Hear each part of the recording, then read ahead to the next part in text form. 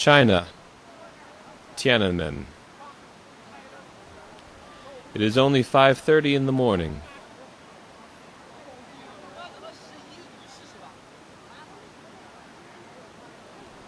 Yet this part of the city is never silent. Tons of people from different regions in the country have already come to the biggest square in the world, waiting for the solemn flag-raising ceremony.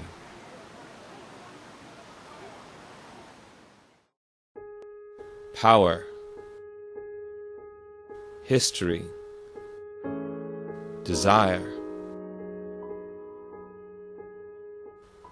The sense of authority triggers the curiosity, fear, and respect deep down in the heart of every single person walking through the giant courtyard.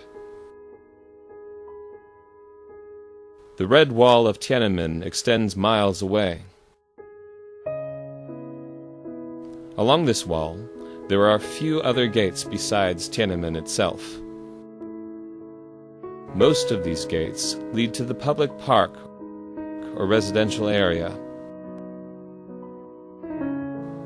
Yet there is one gate that is never opened to most people of the country. The CHNA, Gate of New China. Armed national security constantly guards this two-floor palace-like building. Beyond this gate is the presidential residence and the State Council of the People's Republic of China. Its official name is Zhongnanhai, literally meaning Middle and South Sea.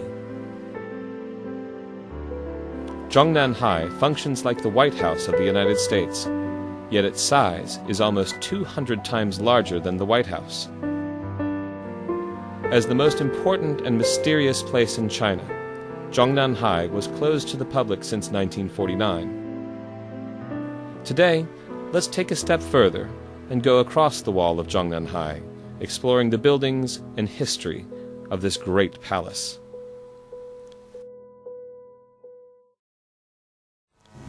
More than 1,000 years ago, after 300 years of flourishing in the Song dynasty, China fell into a constant regional conflict and was eventually divided into different parts.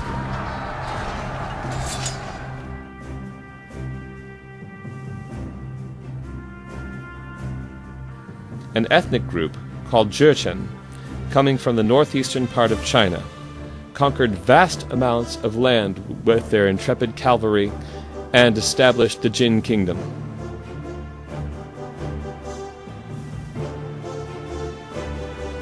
In 1153, the Khan of the Jin Kingdom moved their capital to today's Peking. Next to the palace, Khan built an imperial garden with a huge lake inside it. This garden was the earliest version of Zhongnanhai. This garden was further constructed and developed during the next 300 years.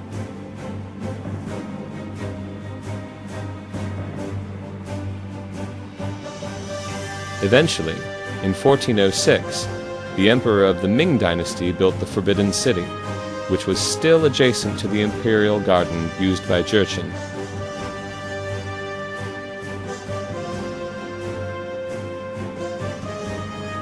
Thus today's Zhongnanhai was set when the emperor ordered the final construction of this garden.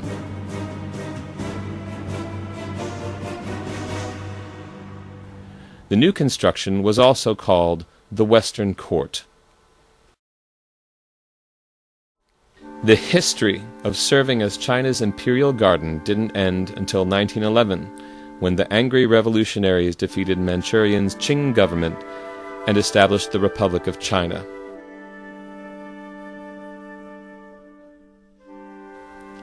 For the next 30 years, Zhongnanhai was used as the presidential residence and park, and even occupied by common men.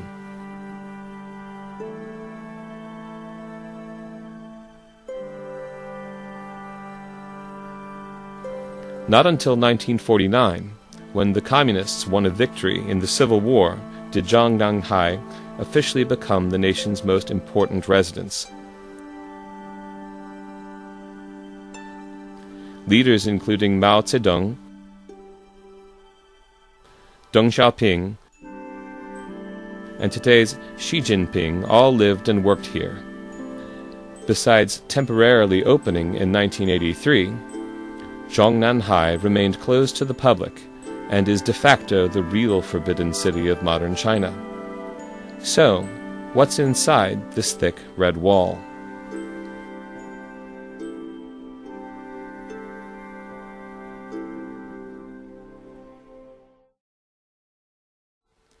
Traditionally, the Chinese build gardens to supplement their homes.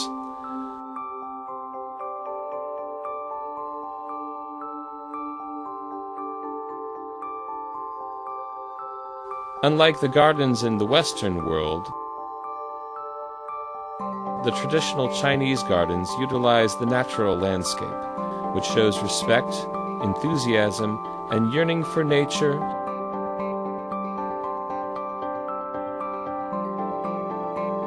and architecture which expresses the owner's values and philosophy.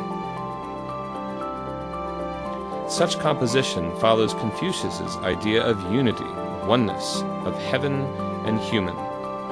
Tianren He Yi. Also distinct from the West, ancient Chinese buildings are mostly small in scale but numerous. Vast amounts of houses were connected by different corridors or walls, forming courtyards with plants inside.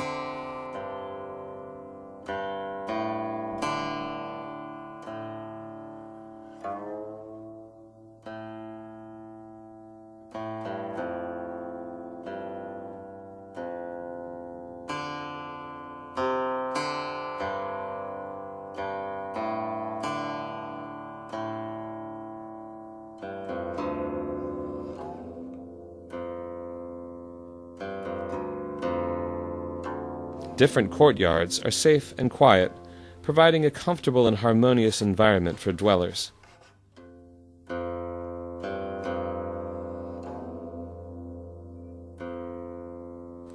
In addition, buildings are decorated by paintings and sculptures.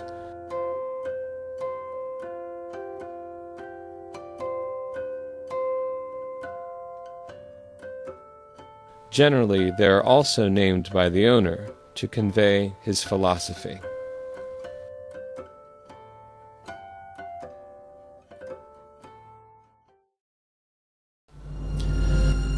More than 50% of Zhongnanhai is a lake.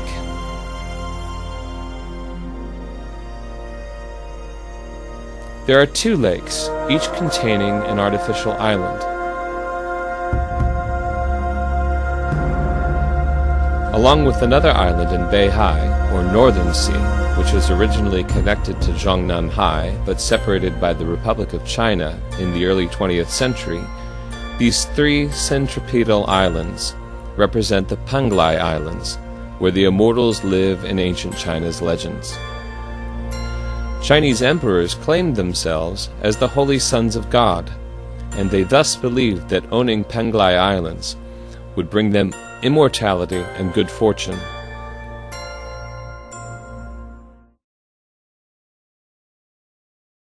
The island in Nanhai, or Southern Sea, is Yingtai, which means terrace of ocean.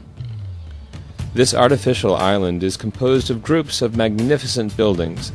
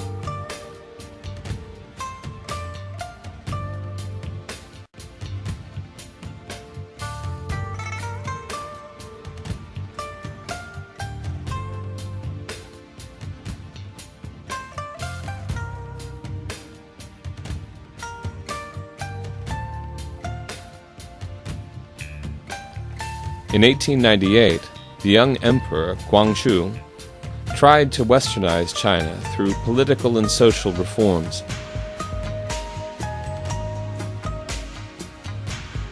However, when he attempted to assassinate the de facto ruler of the nation, Empress Dowager, his plan was leaked, and the furious empress imprisoned the emperor in this island.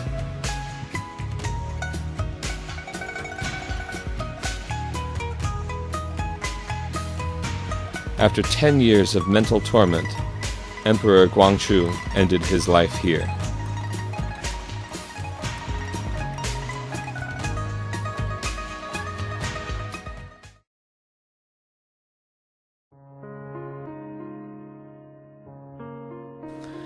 As the official gate of today's Zhongnanhai, this building, now called Gate of New China, was once called Pavilion of Precious Moon, because the Emperor Tianglong used this palace for trysting with his favorite concubine.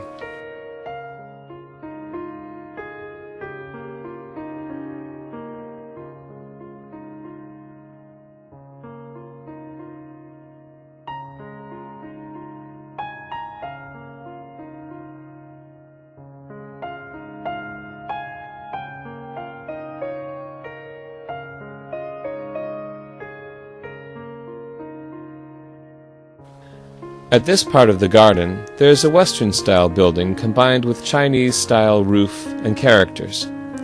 Its name is Haiyantang, which is Hall of Ocean Comfort. For many people who saw it before its destruction in the 1960s, Haiyantang was one of the most elegant and luxurious buildings in Zhongnanhai.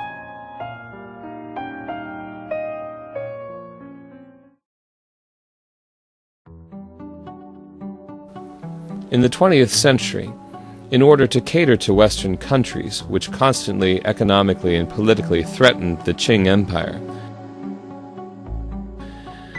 Empress CHNA demanded to build this palace as her official residence. For the first time in Chinese history, the Empress would live in a westernized building. In addition, the Empress ordered people to set up electric lights, Western-style furniture, and prepare coffee for her foreign guests. Hoping to defend the empire through personal diplomatic activity, the Empress received Western envoys and their families frequently.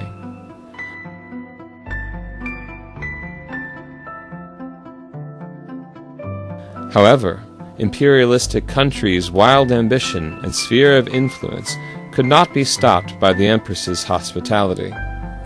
From 1904, when the building was constructed, to 1908, when the Empress died, Western countries constantly interfered with China's domestic affairs and continued their colonization, accelerating the decline of the Chinese Empire, which collapsed in 1911.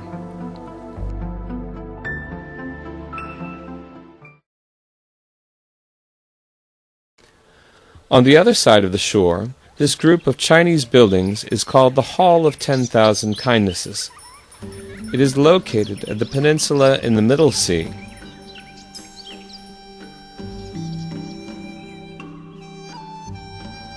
During the Qing dynasty, these palaces were consecrated to Tibetan Buddhism's Buddha statues and pagodas.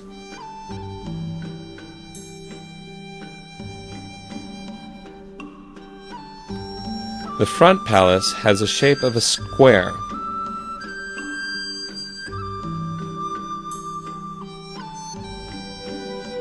While the rear one has the shape of a circle.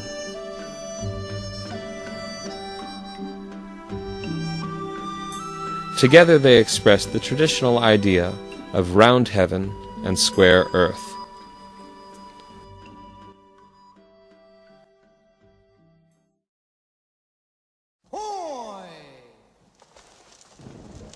Not too far away, this giant building is Zheguangge, which means the Belvedere of Violet Light. It is one of the most important structures in Zhongnanhai. Nowadays, Zheguangge is frequently showed on the news channels.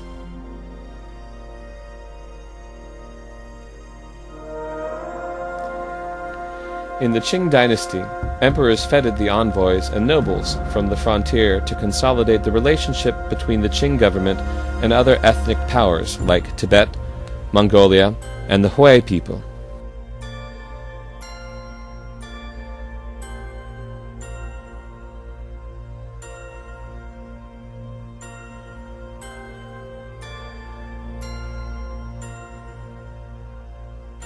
In addition, inside this palace, the portraits of outstanding military generals were perennially displayed. This building still has important political functions today, serving as a diplomatic conference room.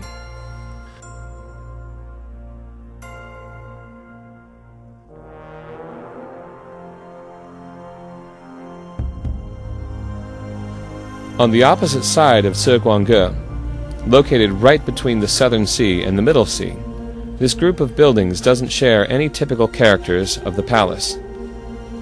They are rarely decorated and not splendid. One might think these small houses are unimportant. Nevertheless, they had significant political purpose during the Qing dynasty.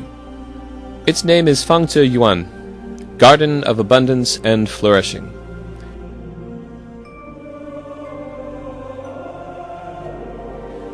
Emperors used to perform the ceremony of cultivation in the courtyard, symbolically plowing and sowing to show their strong architectural values, which was the basis of the empire.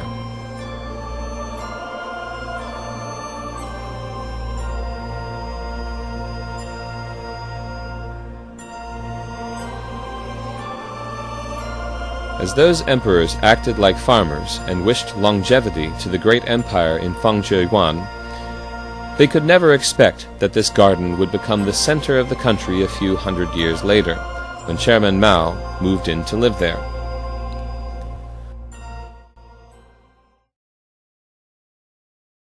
Located on the west side of the Middle Sea, these buildings used to be the residence of the last regent in Chinese history.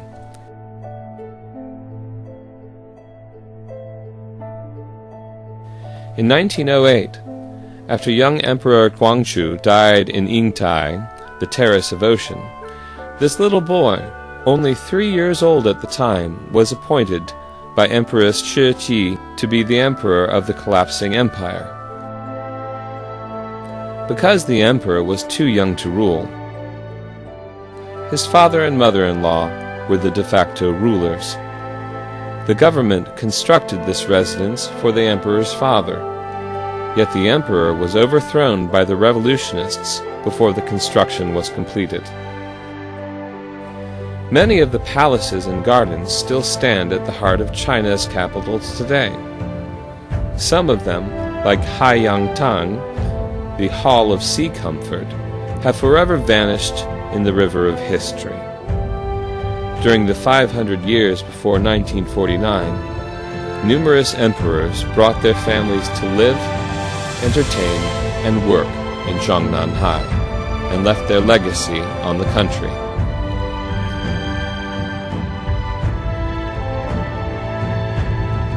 Located in the west of Tiananmen Square, this giant garden eventually became the residence of rulers again, witnessing modern Chinese history and its progress of democratization.